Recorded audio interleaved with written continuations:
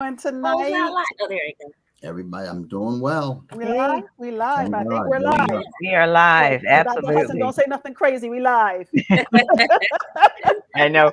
That's That's funny. my buddy. I can mess with him like that. You Every see, I get warnings even when I'm a guest. Me too. It's the same. I call my kids and I call my friends and said, okay, you're on speaker, so watch what you say. You got to give them that warning, right? I get it.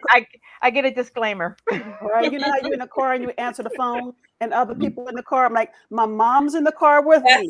Watch Just so what you you know, say. you on speaker. Let's just be careful, okay? I'm putting it out there. You gotta call a roll. Yes, you do. You gotta call a roll. Oh, how's everybody doing tonight? Good. Good. Really Always good. a pleasure to meet with you guys in this format. As you are coming in, if you would do us a favor, show us some love and click like and share. Like, share. Let And your whatever. mama and them know. Let Bookie and them know. Bookie. Let Oh, not everybody Bookie. know. Call Bookie and them, Uncle Bobo.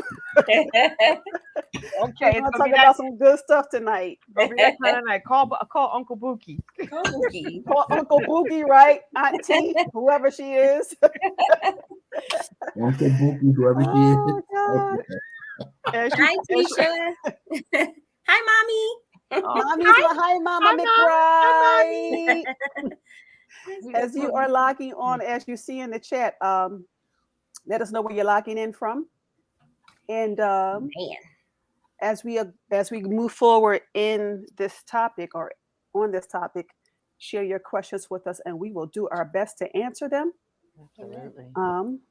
So we're going to get started in a minute. Tonight we're talking about the power of a father's love, daddy hunger. Man, when I was reading over the notes, y'all, I was like, that's why I do. That's why.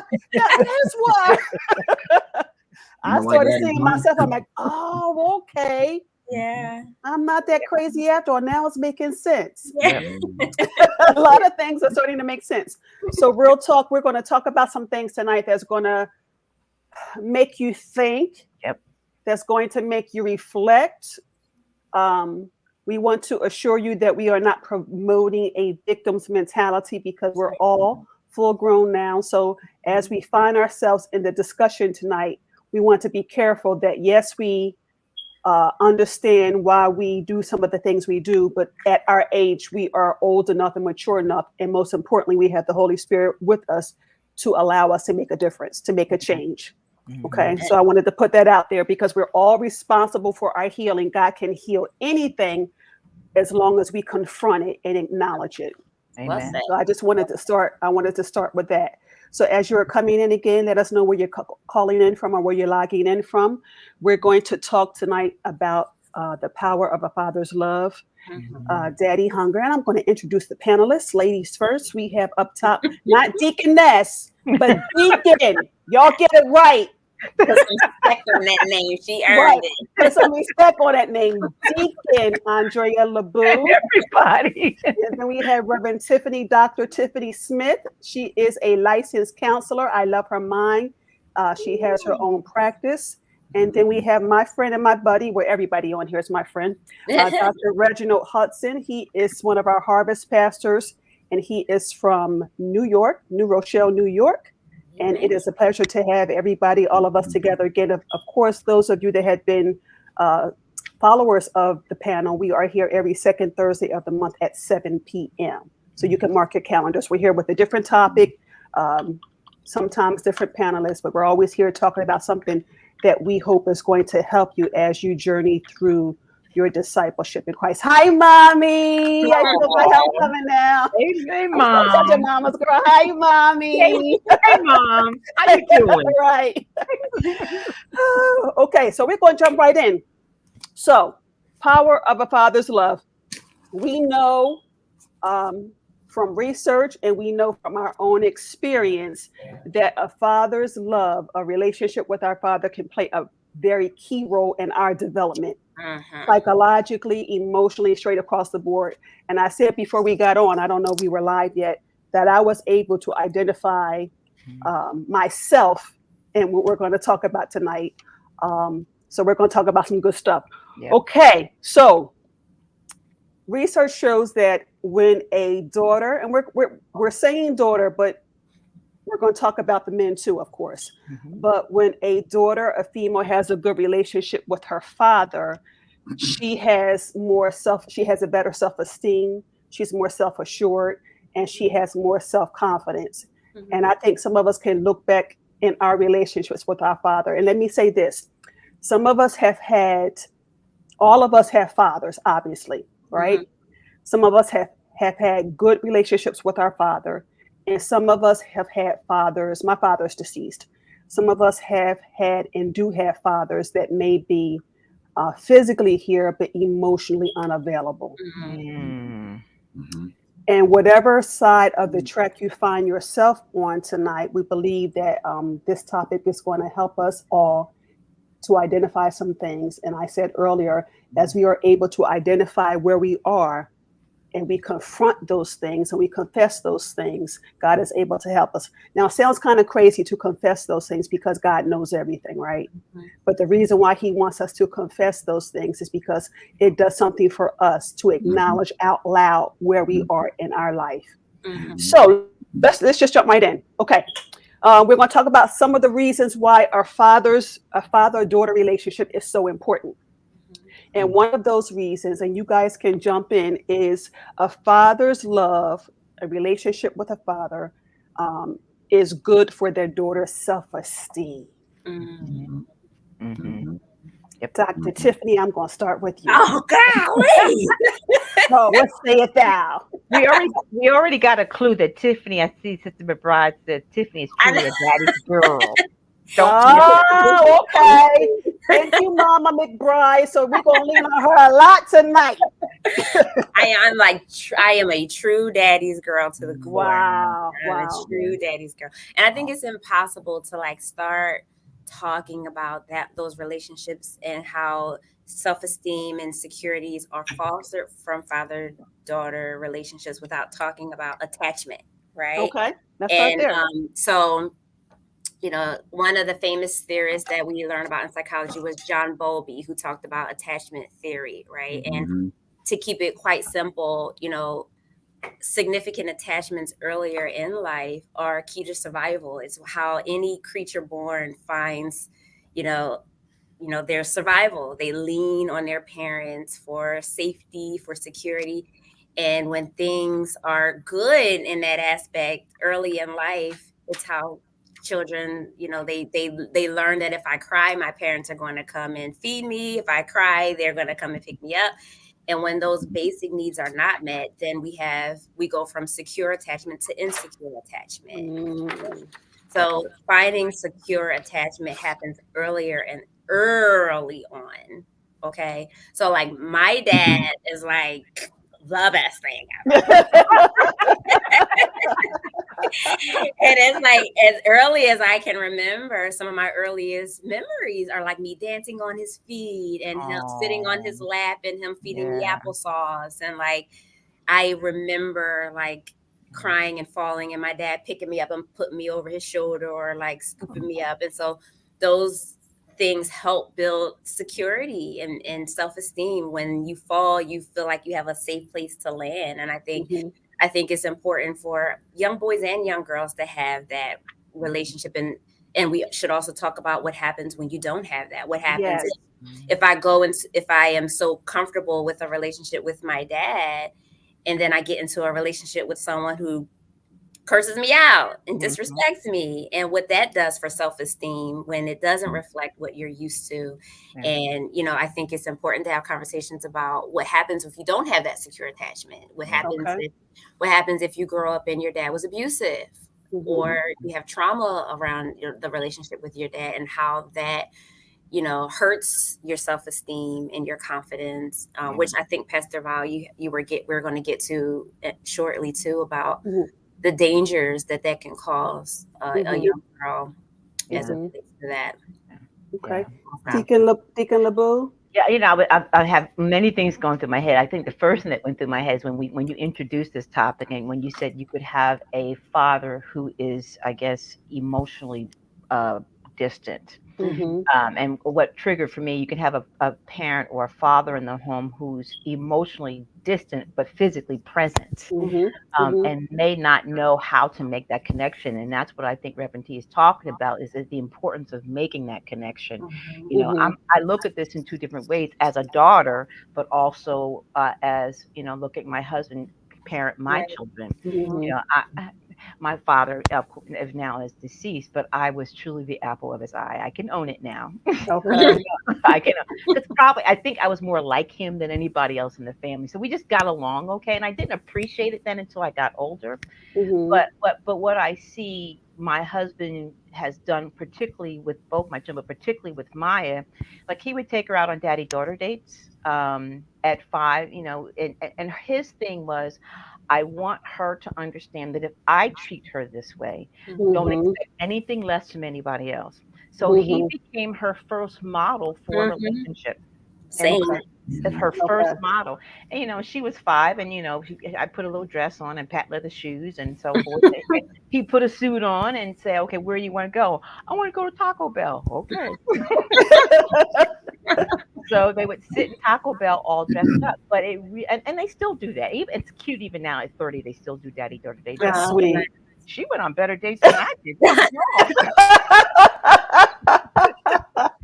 Okay, Maya. But just to echo what Reverend T says, it is that early development, that early assurance that we get from our parents, particularly from our fathers, that validates us, to let us know who we are, and that we don't have to seek that validation outside of the house. You know, when our parents, particularly our dads, when they love us, I don't have to impress anybody, because I already have the unconditional love of a parent, of my father. So I will echo that. All right. Dr. Hudson, what do you have to add to that point? Whoo! As the resident father on the call, on the panel. Father and grandfather, granddaughter, daughter, you know, son, all 9 yards. First thing is, one thing that I had to really understand early, and I was a parent, let's see, I think I was 25 and Reggie was born, something like that, and then Alexis came. No one's born a parent.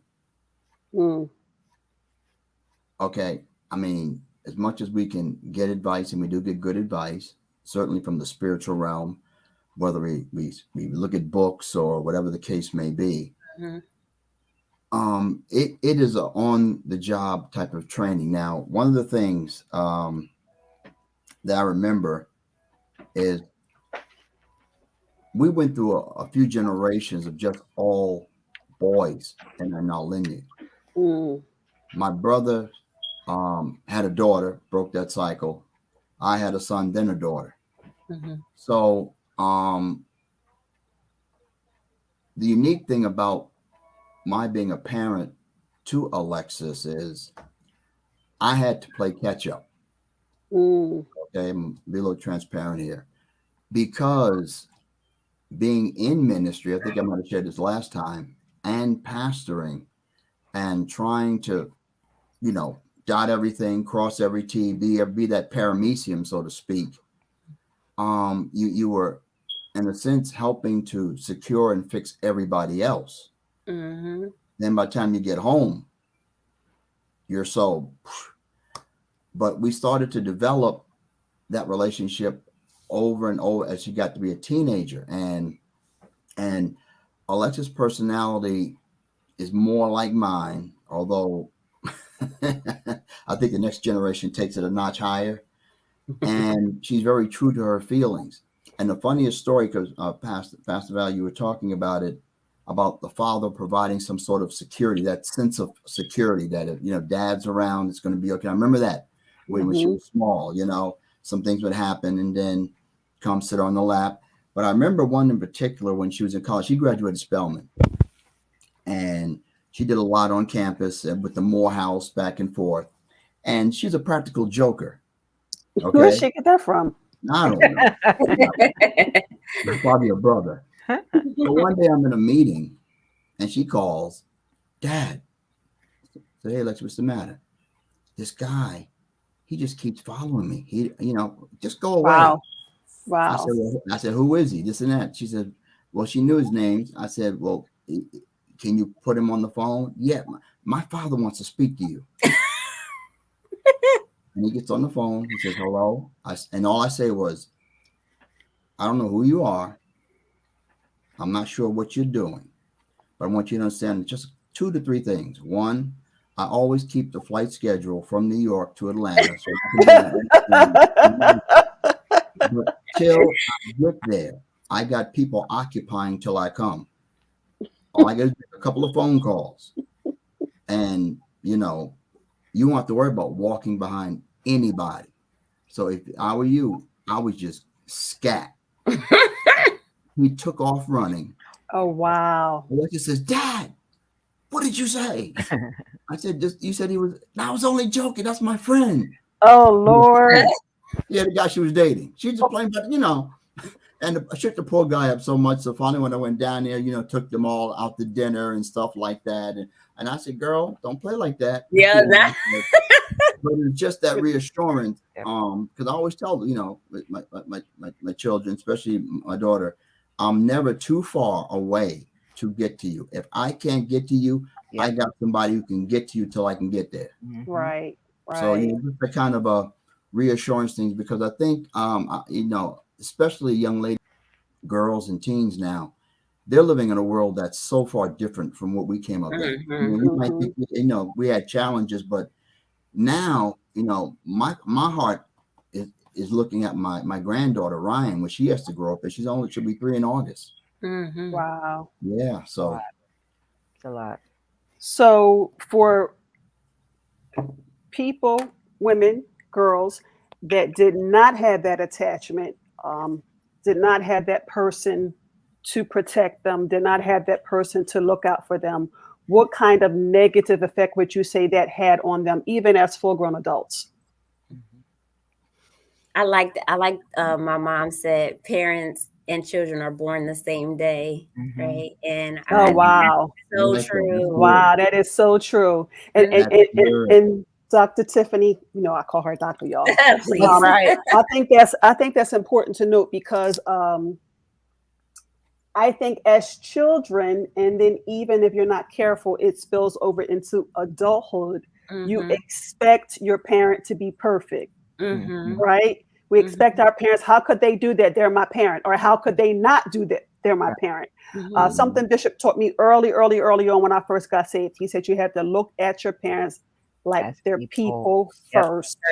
Yes. Right? So a lot of times, if you look at the shortcomings of your parent and then you trace it back, you'll see that the grandparents had some shortcomings that kind of trickled down. So we do have to have a little grace with our parents if we did not have a good, what we call a good father, because they're people first.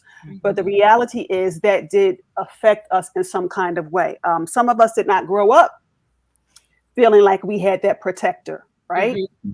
Feeling like we had that attachment. And I see, you know, young girls that I mentor now, I'm amazed at how little things like if they're dating someone and the person they're dating has their car and they're on the bus, or the person they're dating, they always make their way to them, but that person never comes to them. Little things like you're walking down the street and they don't put you on the inside of the street. I mean, little things like that.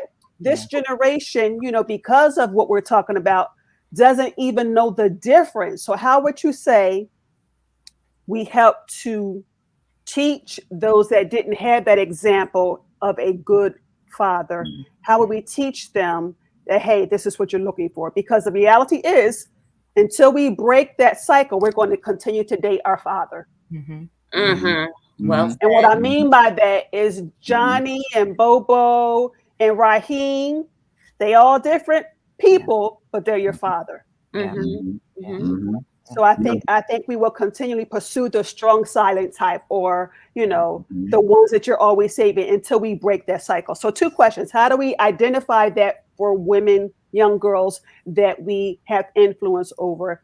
And how would you guide them into knowing that there's a better way that you should be treated as a female? I think first of all, to go back to what you said, I always like to share chivalry is not dead; it's on hold.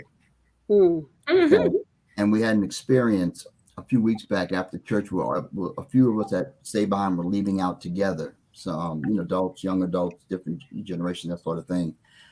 And they were going out the door, and one of our young adult um, ladies was behind one of the young adult men that walked out. And so she stopped for me to walk out, but I stepped behind her and held the door open. Mm-hmm. And she said, right there, she said, now that's the difference between the two generations. Mm. My generation, they just walk out in front of you. Your generation, they still hold doors. Now, I will tell you though, holding a door can get you reprimanded. It is. I had it happen at the airport. Yeah, I was going to say that too. They say, well, I can do it myself. Hey, okay, listen, I'm just holding the door. So you got 10 pounds of luggage going in there, 20 pounds, But I think that's the first area of reassurance. And then I think the second thing to let them know is the fact that they can be them a lot longer than they can be anybody else. Because the pressure of life now, especially for women, you have to look this way. You have to, you have to wake up a 9. You know what I'm saying? And this acceptance, if they don't get it from a loving family, mother, father, whatever the case may be, but say where a father has a voice, because that voice of fathers and it's systematic why they're trying to separate so many fathers, especially in African American communities. That's not by coincidence. That's a fact.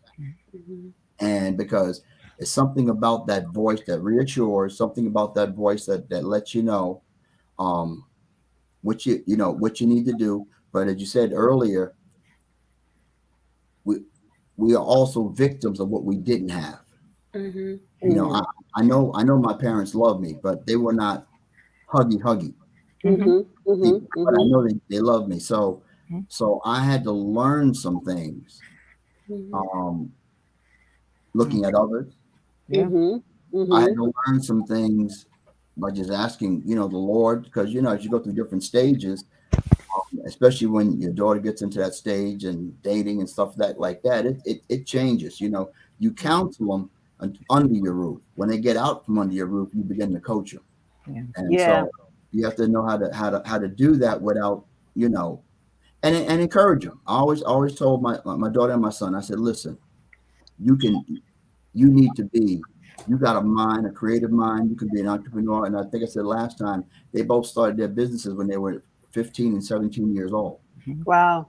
Yeah. My daughter was in Black Enterprise twice for interior decorating at 15. So it's just that esteem that you put into them. And then whatever they get on the outside, if you pour more in than what they get on the outside, it shapes a foundation. I think also for girls too is especially, but I know this happens for sons and daughters, is when you don't have that bond, especially with your dad, it's like you get fixated at that age of development, right? Where you don't feel validated, you don't feel emotionally safe, you don't feel protected. It impacts your social development. And then you get into relationships with people, you act out of that, right? You act out of validation and the need for acceptance and love. And it's like you're always chasing to prove that you deserve to be loved. And you start looking for it in people that remind you of the person who wasn't exactly. And we're constantly chasing that. Like, my dad didn't love me, so you go with emotionally unavailable people trying to prove your self-worth. And it's counterintuitive, it's counterproductive. And I think part of the move forward is to recognize and acknowledge this was a faulty person. Either they didn't give you what you needed or they couldn't. But living your life based on what they either couldn't or wouldn't do is unproductive. Right. Like, let's acknowledge it so that we can move forward. Yes, a lot of it can be traumatic. Well, I think we perpetuate some of those patterns and live it out by playing the recorder over and over again. That I'm not worthy. I'm not worthy. I'm not worthy. I'm not worthy. And it's just like something that we keep saying and living out because we never had that bond of attachment that was secure. And it could be really dangerous if we don't work through that in a productive way. And I think that it's some of the dads that have, the trauma and it's passed down. And right? that's the thing. Some of it is passed down. So to trace it back is like, okay, well, he's this way because his father was his way. Right. And violent, or a drug user, or abusive, or emotionally unavailable, or negligent. And, we start passing down these dysfunctional dynamics to our children instead of working through them. And I think it's always the child behind that generation that suffers for it, because it's passed down, it's trickling down. And and because these individuals at the top did not have the tools to help us through that and navigate it, it keeps reinforcing unhealthy dynamic. Right. As you're talking to me, I've had so many thoughts going. I'm trying to keep up with all my thoughts. I know, right? But I think to address, I guess part of the first part of the question was, how do we teach our young women, our young ladies to move through this? And I think it starts with conversation. And like when you say mentoring, it starts with having a real conversation. And in that conversation, move towards self-awareness. And an understanding, first of all, of who they are and who we are, and helping them then and helping us all move towards, okay, this is how we got this way. And then that moves to forgiveness, because you don't want to hold that bitterness. You don't want to hold that, because that will impede your growth. And one of the things that, I think happens is that A, we don't talk about it enough. And B, I think a lot of our young people, male and female, don't have a clear picture of self-awareness of who they are and who they've been created to be.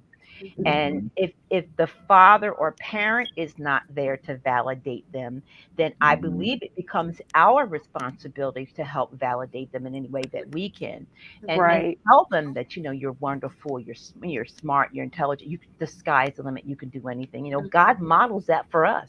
He doesn't put limits on us. And because of life circumstances and family dynamics, our children grow up sometimes with these limits. And it may take one word, it may take one person to say, you know what, you can do it. You can do it. And so I said, just to go back, it starts with conversation. It starts with reassurance. It starts with reality of, okay, this is where it is and it sucks. We get it. Right. But how do we move past this? How do I totally, yes.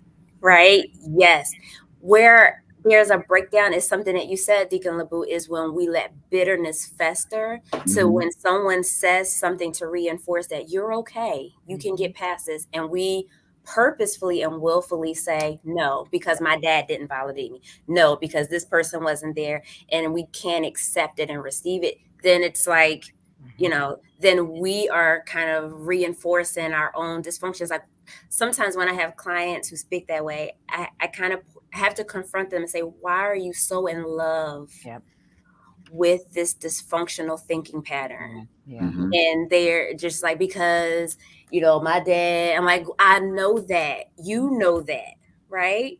But you are like in love and infatuated with this need to be disapproved of. You know what I think it is, Reverend Tip, though? I think it stems from basic fear of rejection. Yes. My dad didn't accept me, so nobody's going to accept me. And then, Deacon LeBoux, something you said self-aware. Okay, so on the one hand, we need to be self-aware of who God created us to be. That's wonderful. On the natural side, we need to be self-aware of who we are and how we show up in the world. Yes. Sometimes we don't even know that I think all of us are naturally self-protective, but sometimes we don't even know that we're so self-protected that when somebody says, what's on your mind, that feels like an invasion of privacy. Right. You know what I'm saying? But if you didn't grow up with a father that took the time to say, hey, how are you today? What happened today? What's on your mind? You think my feelings belong to me and I don't share them with anybody. And then when you grow up and get in relationships and your mate is like, well, how come you never communicate? What do you mean? I communicate. It takes self-awareness to know, no, you don't talk because you're not used to expressing yourself because your father didn't create that kind of environment for you. So I think it takes work and it takes maturity, but we have to be honest and self-aware. Yep. And self-aware of where we are right now in the equation. Yeah. And go ahead. No, go ahead. It can't be that lack of willingness to do Right. that. And I think that's where we have this block, is we're so caught in like the trauma of not having that relationship that, like you said, we discard anything positive and lack the self-awareness. And when someone points it out, no, this is dysfunctional, Right. you know, or stuck, and they're just like, well, you know, like I'm afraid somebody's gonna disappoint me. I don't like people, things like that. Right. I'm not a people person. I'm not a person. Yep. I'm just guarded. I don't let people in my business, and Right. you know, and then there are times when you could catch people saying like, I know I don't make the right choices. I know I do, and you're like, there you go. You know, right. You know that, but then when someone gives you instruction, it's like it's too much, right? It's too much. And I think, yes, Reverend Prescott, we have to acknowledge it, accept your history, and be willing to take the necessary steps. That's it right there. Work on it. Yep. But denial has never helped anybody accomplish. Never, and it never will. And we can all think of people in our lives that were in a good relationship, right? And they say something must be getting ready to happen because everything is going smooth. Because we're just not used to that kind of environment, that kind of relationship. So I think, yes, it takes, this is for the grown folks. Yes. This is not for the faint of heart. You got to be able to say, okay, girl, you know what? You need some help in this area. Yes. Because there's a reason why you respond the way you do in almost every situation. Yes. And if it happens in almost every situation, at some point you have to say, okay, if Deacon Andrea told me that, and Reverend Tiffany told me that, and Dr. Hudson told me that, maybe there's some truth to what they're seeing. Maybe there's some truth to what they're identifying, how I show up in the world. Yeah. Right. And you know, I think we all, and I say this all the time, I think we all need somebody in our lives that loves us enough to tell us the truth. All of us. Absolutely. I think you say that because you know, you say tell the truth, and I remember times, you know, you share the truth, and you know, your kids, they're going to get mad at you sometimes. They're going to hear it, they're going to rebel, they're going to do everything and like, you know, 10, 15 years later, they come back and said, you know, and it wasn't my daughter that said this, but my son said it after he had his first child, Reese. He just called me up one day. He said, Dad, I just called. I said, what's going on? He said, nothing's going on. I just want to say thank you. I said, thank you for what? Because I see now what you did, what you sacrificed, you know, for the family and things of that nature. And I just want you to know how much I appreciate it. I know I'm seeing now because what they would do is school would pick my pocket. That's why dads are hungry because they don't have no money. They would leave a note on the counter. I would come in, they might be asleep, and they might say, I need X amount of dollars for school tomorrow. Like, I'm going to go to the safe in the house. You know, but somehow, some way, you know, when the time came, we were able, you know, myself and their mom were able to make it work. But it took about 15 some odd years. And then when they had their own family, they started to say, wait a minute. Sometimes you can make things look too easy. Yeah. You know, in the middle of your sacrifice. Right. Oh, absolutely. Absolutely. I think that something that I share with my clients too is I think that sometimes the parents do too good of a job sheltering their kids from their experiences. And you know, they don't talk about their issues in their marriage, and yes, I think you should not overshare, right? Some things you want to protect your children from, but you do also want to give them enough tools to know what to do and how to navigate challenges. But when you hide your pain and your history so much from them that they don't have, you know, I have so many children in therapy that say, I never see my mom. Oh, wow. Cry, hurt. She never shows emotion. She don't express herself. She don't talk. But I can tell something's wrong. Right. So, Reverend Tiffany, what's the balance between sharing and oversharing with the child? So good question, right? Like, so I have some parents who overshare, right? For example, sharing their trauma history with someone who's not ready to receive it. Like, example, if you are a mom and you've been raped, sharing your wounds with your 14-year-old is not healthy. Right. Now, if you were in a place of healing and you were sharing how to be safe, how to navigate challenges, how to be aware of your body and your environment, that's different. But sharing your pain and your dysfunction and your wounds and revealing your nakedness to a child who doesn't have, who's going to try and protect you and they can't, that's inappropriate. Okay. And I think a lot of times I'm just going back, we protect our children, but children know a lot more than we give them credit for. Yes, they are aware. And even young babies, because they don't have the language skills, are very insightful to movement and eye movement and how your face is. So those skills don't go away. So our children know things may be going on. And when we talk about sharing and not sharing, the first thing I do is trying to figure out what do they know already? But before I start answering the question, I say, what do you think is happening? So then it gives yourself a guidepost to go by, that you can share, as Reverend T said, but not overshare. So you can acknowledge that, yes, mommy is, not feeling her best today. I'll feel better tomorrow. I just got a lot on my mind, but you don't have to go into, the lights are getting cut off. And Right. But part of that is just acknowledging that what they see is actually in the house and present. And that in itself may just be enough, because many times, like, Reverend T says, oh, I'm fine. But no, you're not, because you're slamming stuff on the table. Right. Look, dinner is always burnt. The fried chicken is always burnt. You scorch the rice and make us eat it. You're not fine. So I think even just the acknowledgement will just make things feel differently, without oversharing. I laugh because we talked about everything in our house, everything. And I see now both my children say, Mom, I hated it then. I say they hated it. For dinner, we do this thing about, tell me the best part of your day and the worst part of your day, your rose and your thorn. And I remember my son with his smart self said, okay, what was your best day, the part of the day? Oh, I did X, Y, and what's the thorn of your day? Doing this dumb exercise.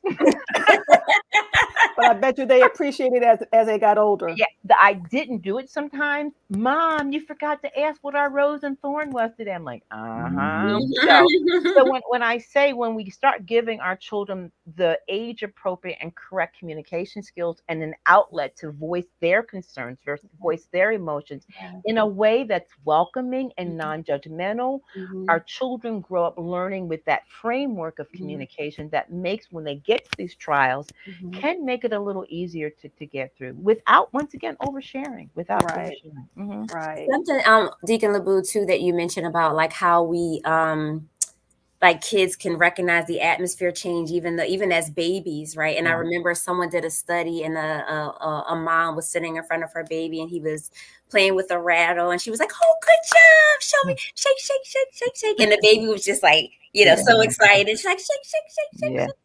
And it was purposely to do like a study on it. I saw that film. Did you see it? And then and then the next time they recorded her in front of the baby, and the baby was shaking the rattle, and she was like this. Yeah. Yep. And the baby was like, and she didn't move. Nope. And the baby was like, wow. And then started looking down and was like, got very disorganized. Yeah, and was like, and then was trying to touch her, and then got very like unsure of himself and what to do, and started crying, and she didn't move. And afterwards she started crying herself, I think, and got emotional. Was like, oh, that was so hard to see. You could see him get very distressed by mood change. And it just is so revealing of how like children attached to their parents, and your messages are so important. And for dads too, I think we talked about it before, like men are kind of trained to like, don't be criers, don't be emotional, and how that impacts their relationship with their children, and especially their daughters. When you are not emotionally aware and you know, how devastating that can be to your relationship with your children if you don't learn how to be emotional and show up. Right. And, you know, Because fathers are models for their daughters, right? mhm. And your daughter, 9 times out of 10, is going to pursue romantic relationships based on the kind of relationship she has with her father. Healthy or not. Healthy or not, right? So I heard a quote one time, the best thing a father can do for their children is love their mother. Mhm. Because when the children see their father, whether you're together or not, let me say that, right? When your children see you respecting and honoring and loving their mother, that does something for them. Absolutely. So, Dr. Hudson, I'm going to direct this to you since you are the only male on the panel. So, for the fathers that are at a place now where they are full-grown adults, and in retrospect, they have acknowledged, okay, I have not been the best dad. Is it too late for them? Never too late to make a comeback. You know, it's funny. One of the things that I had to learn to do for both my children, but primarily my daughter also, because, you know, children will ask you straightforward questions. They will. They do not mince words. They'll be loaded, chips and blood. I mean, you know, right at you. And I had to learn to start hearing them instead of listening, because when I was listening, I was always listening enough to respond back what I wanted to say. So now it's pretty much this tit for tat sort of thing. And I remember there was times that I would hear what she was saying, and I learned sometimes I didn't have to respond at that moment. I'd say, you know what, Alexia, let me think about that. And I didn't know it at the time, but what was happening was when I did respond, she respected it because she knew I wasn't just giving an answer. Like when I was growing up, you might have heard it too. When you were growing up, you said, I got a problem. You ain't got no problems. Right. Work. I got to do this. You know, but you can't say that now. You know what I'm saying? And the other thing in terms of to men, especially a lot of men we talk to that are incarcerated or coming out, we do a lot of work trying to let them know, you know, you draw the line in the sand. You can't go back and change what happened, even if you never go in prison. Whatever you're doing, you can't change that. You can only get better. And just like that incident with that young man down in Atlanta, I always had a good take on who, you know, my daughter was dating. I mean, again, she didn't always tell me all the details. I need to know all the details, but I always told her, I said, the day you get married, or the person you meet to marry, I'll know. Right. So she, you know, she did a couple of good, you know, good guys and everything. And this one time she said, I met this man and I want to bring him by the church. So now their schedules were crazy, you know, so it works out. They were going to be leaving that day. So I said, we're going to be doing our Sunday school portion. I said, and in between that and the service, she said, we can stop in and you get a chance to meet him. Well, of course, the best laid plans of mice and men. That's the day everybody wanted to ask every question under the sun. Right. So when the class ended, it was like 5 minutes or something like that. She brought him in. She says, Dad, this is Marcel. When I shook his hand and when they left out, I said, that's her husband. You knew it. Okay. They've been married now, I think about five or 6 years. That's good stuff. So you can. So it doesn't matter. Don't become a prisoner of your shortcomings. The Lord knows of your past. I've made, but you know, if you learn something from your mistakes and are willing to be corrected, that's and key. hear the hard things. Yep. You know, even as a father, because like you say, we're created as men to be tough and this and that. Let that guard down, right? Yeah, let that guard down. And I started to show. It wasn't until college that I started to tell them when I hang up, I love you. Yep. And every time I hang up, love you guys, love you. Now they're saying it back because they weren't saying it before because I wasn't saying it. Yeah. So that's the best way to start with men that might need to make a comeback.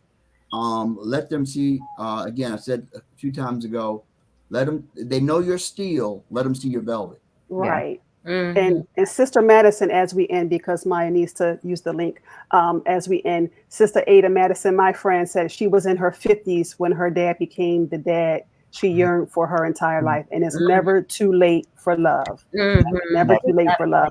Wow. So, ladies and gentlemen, that's all the time we have for tonight. I hope you were blessed by this. Maybe we'll come back and do a part 2 because I feel like we didn't get through 3/4 of what we had planned. So once again, we want to thank you for tuning in. Even if you catch this broadcast after it airs, you can go ahead and share this with somebody that you know, that it may be a help to someone in your family. And then go back and listen again and see if you can identify yourself in anything that we talked about. And of course, know that God can help you through anything. Amen. So we are signing off, and we'll see you again the second Thursday of every month at 7 p.m. for the SoundMind panel. Sounds good. You all take care. Thank you for tuning in and have a good night.